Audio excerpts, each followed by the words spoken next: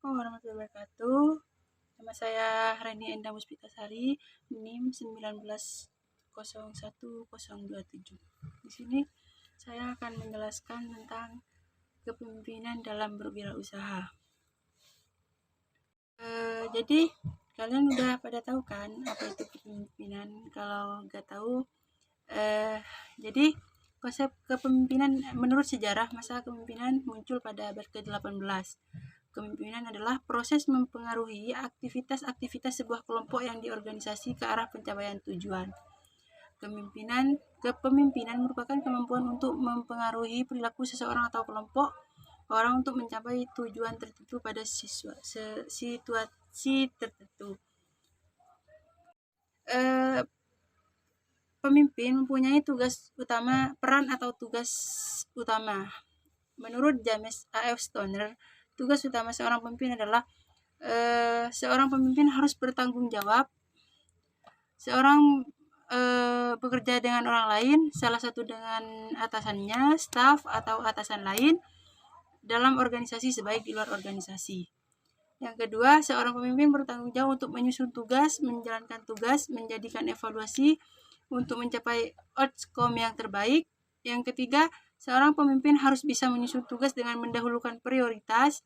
Yang keempat, seorang pemimpin harus berpikir analitik dan konseptual agar dapat mengidentifikasi masalah dengan akurat. Yang kelima, seorang pemimpin harus menjadi mediator atau penengah. Yang keenam, seorang pemimpin harus mampu mengajak dan melakukan kompromi. Yang ketujuh, seorang pemimpin harus dapat memecahkan suatu masalah. Jadi, seorang pemimpin itu berat tugasnya, guys. Selain memimpin, hanya memimpin suatu usaha, suatu perusahaan, jadi pemimpin itu harus banyak tanggung jawab kepada staf, kepada jika ada masalah, pemimpin harus bisa memecahkan masalahnya, gitu.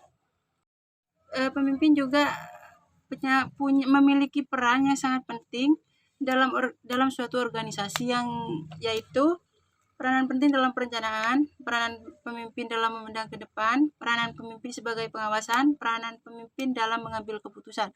Jadi pemimpin juga punya peran di dalam suatu organisasi atau kelompok, seperti di perkantoran. Pemimpinan umum. Kepemimpinan berasal dari kata pimpin yang membuat dua hal pokok, yaitu pemimpin sebagai subjek, yang dipimpin sebagai objek. Kata pimpin mengandung pengertian mengarahkan, membina atau mengatur, menuntun dan juga menunjukkan ataupun mempengaruhi. Secara umum, teori kepemimpinan dapat dikelompokkan menjadi dua, yaitu teori deskriptif, teori yang kedua teori preskriptif. Teori kepemimpinan juga dapat dikelompokkan berdasarkan aspek dari kepemimpinan yang dibahas dalam suatu teori, antara lain teori kepemimpinan umum, teori gaya kepemimpinan, teori kekuasaan, teori kepengikutan, teori memotivasi pengikut, teori membuat keputusan, teori etika kepemimpinan. Jadi kepemimpinan harus mempunyai banyak bidang dalam teori. Adapun konsep kepemimpinan kewirausahaan. Kepemimpinan masih merupakan salah satu kunci dalam kesuksesan seorang wirausahawan. Terlebih lagi di masa-masa saat ini. Sebagai pemimpin, kita harus melewati masa-masa sukar untuk mengalahkan keagamaan, egois, sikap berbalas-balasan, pengendalian diri, dan lain-lain. Tahap-tahap yang harus dilewati sebelum memimpin orang lain, yaitu karakter pemimpin wirausaha, fungsi kepemimpinan dalam berwirausaha, implementasi prinsip-prinsip kepemimpinan. Jadi itu, guys. Jadi sebelum kita jadi pemimpin, kita harus tahu dan melewati tahap-tahap.